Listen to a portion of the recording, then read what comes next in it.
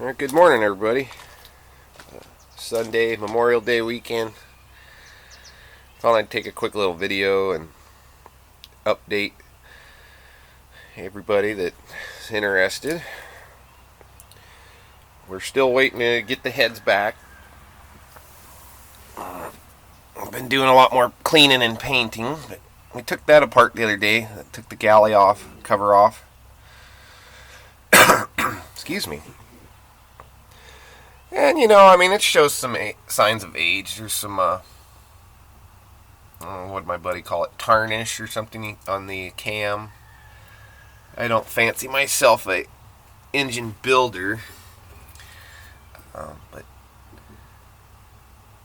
I think it's going to work great for me. For what I'm not expecting to go travel the world straight out of the gate with this thing.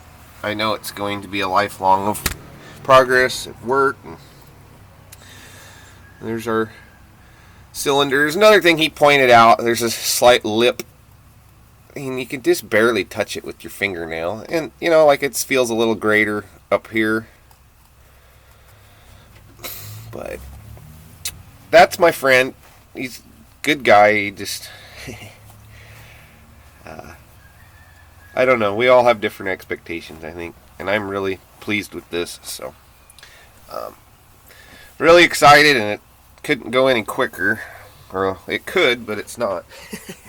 It's all money and waiting. This kind of stuff teaches you good patience. But I'm still just blown away at how solid this thing is for being 1950, and it sat for 35 years, really unattended, and just kind of left for 35 years. So anyways, my next dilemma is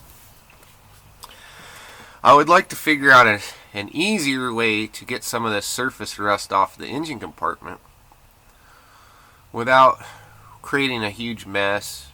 I'm sure really the logical way to do it would be to pull the motor, which I'm not opposed to doing once I get the heads and at least get it covered back up. And then I could take it out and not worry about it getting contaminated inside. And then I need to check into soda blasting. I've heard is a pretty nice way and non-harmful way. Because I don't really want to mess the paint up. I would like to maybe do a little bit of prep. I know it's just surface rust and it's nothing really terrible. I mean, heck, that's the worst spot on the battery tray, which I'm going to sandblast that and treat it. But anywho, enough about that. I'm going to do a quick little walkthrough.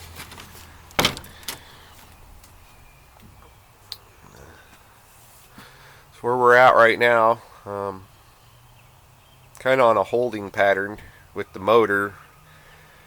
And carpet kit's going to probably be one of the last things, that's fairly inexpensive too, only I want to say just under $190 shipped to your house. Like factory, I forget what they call it, a 60/40 loop that looks damn near identical to what it was in the factory. And I know some of you are interested in how the construction. See, I almost need a flashlight for that. But it's all steel frame. That's mostly all angle in here. Good angle and a bunch of supports. I'm sorry about the lighting. I wasn't planning on that, but it's built really well. And the cool part about it is it made a lot of storage too for the motor home on this platform.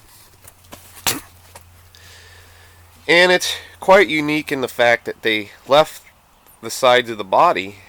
Most of these house cars from back in the day, they would chop the bodies right here, remove that section of the body, and then they'd put like a trailer or something ugly on there. And I don't know, I think Ralph really nailed this one when he made it, and it doesn't look stupid. And he just did a wonderful job. I mean, if you look at this upholstery work, it's from 1965. Blows my mind, Nice headliner. I believe that's original. All this vinyl work, 1965. Unless I'm corrected later on when somebody watches this. But as far as I know, 65. Even the door panels, they have the original fabric underneath this vinyl, because I had to take the passenger side completely apart. The panel behind all the fabric was pretty rotten down from over here over time.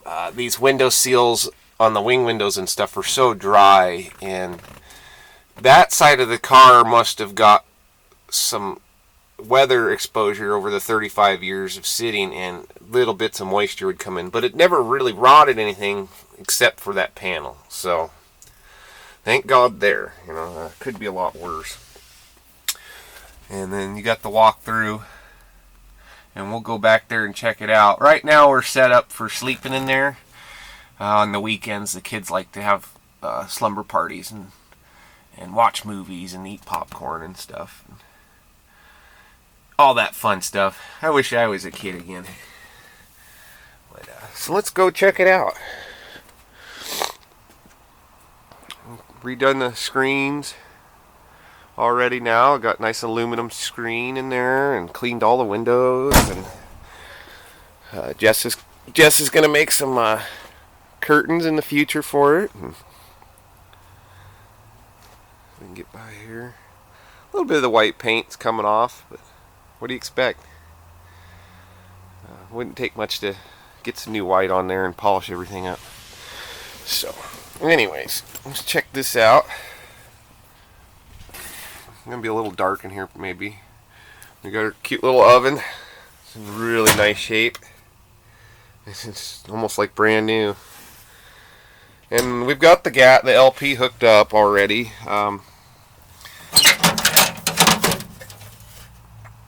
The only thing stopping us from actually being done in that department is we need to get the fridge.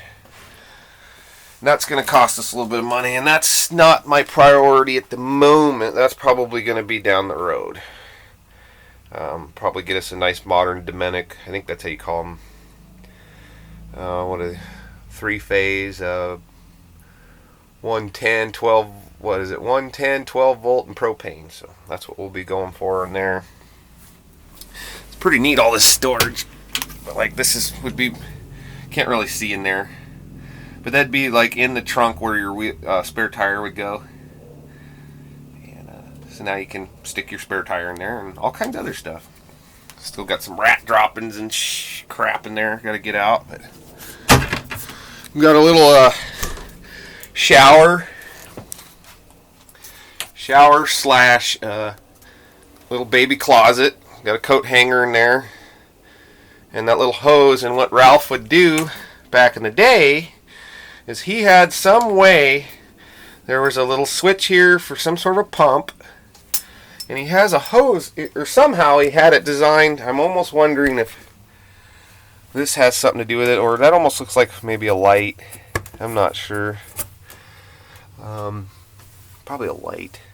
But he had a way, I think this was part of it, but he would do something with that and it would send water, hot water, over here somehow. Gosh, sorry about the lighting again. To the back of this, and then he could take a warm little bath after a hard day of playing. As they were desert rat people. They like to go in the desert and sand rail and dune buggy, and he used to pull a rotary powered sand rail on a trailer.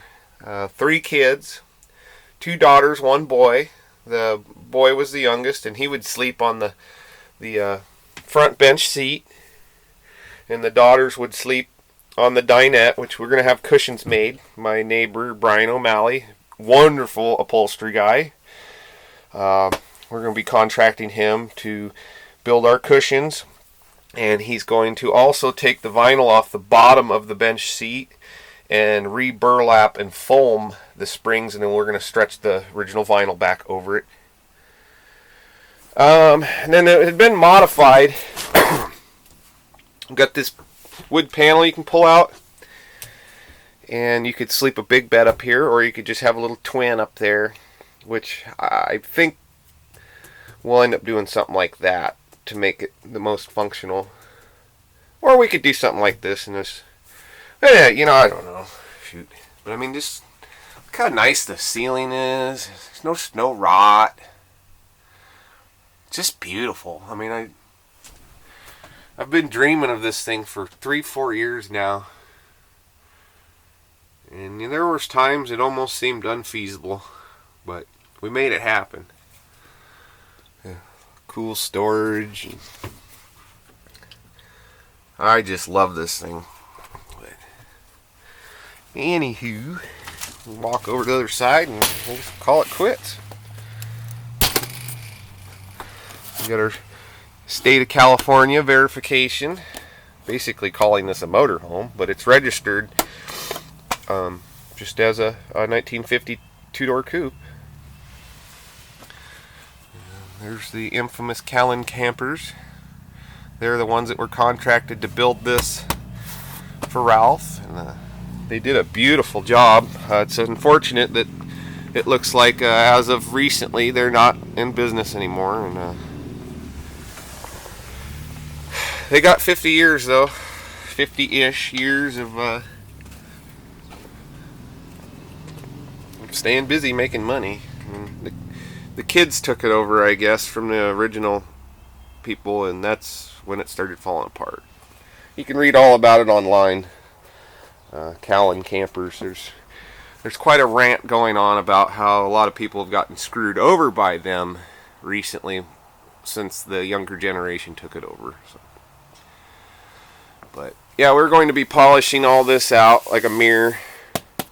You can see I kind of started over there. It's gonna be beautiful, and this goes all the way up to a seam on the top, so this will be all just a mirror, and then all the way down the sides on this diamond stamp design mirror all the way down. It's gonna be awesome. So got our visor, and I'll shut up. I just love this thing though. Take care everybody, have a great weekend.